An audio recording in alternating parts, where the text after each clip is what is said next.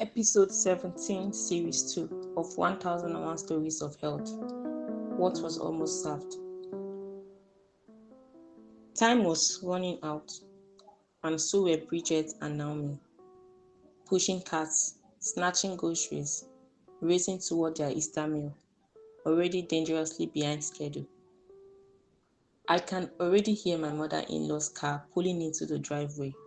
Bridget fretted, tossing a carton of eggs into her basket. That woman is always early, and this time, she'll be inspecting everything after what happened last year. My worry is my husband, Naomi replied, her voice tight with concern. He's racing back from a business trip and the guests are due soon. He lives for these celebrations. If the table isn't perfect, he'll be devastated.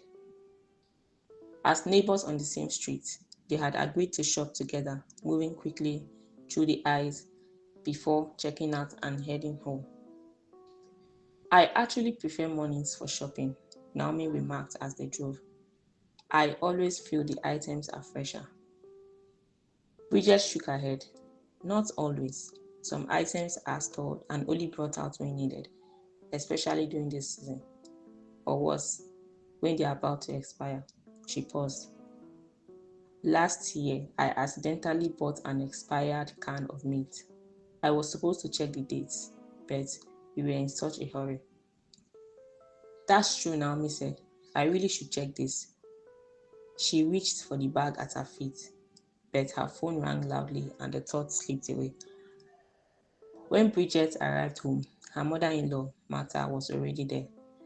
After brief pleasantries, Bridget went straight to the kitchen and began cooking. Soon, hushed voices drifted in from the living room. Then the kitchen door flung open.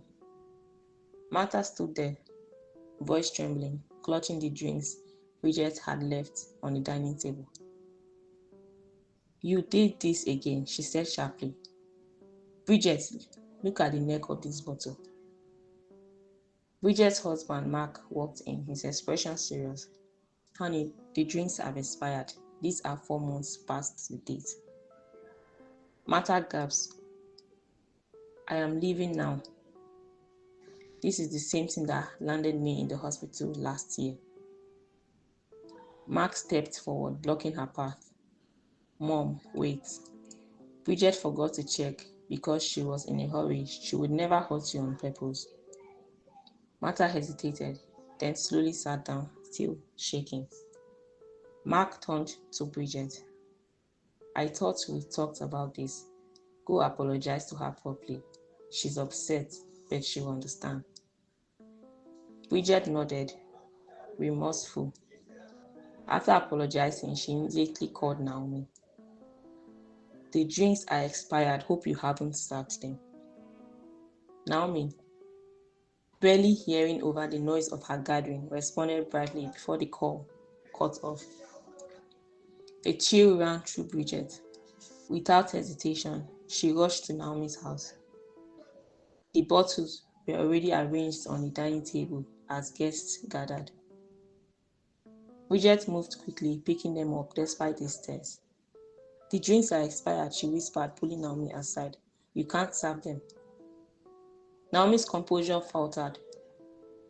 I discovered that when I unpacked them, she admitted. But the party had already started. My husband will be back soon, and he will be unhappy to find the table empty. I thought I had no choice. That can poison your guests, Bridget said firmly. You can either serve nothing or risk accusations of food poisoning later. Bridget stepped back, then left. For a moment, Naomi stood frozen. Then she turned to her guests. This is embarrassing, she said, steadying herself.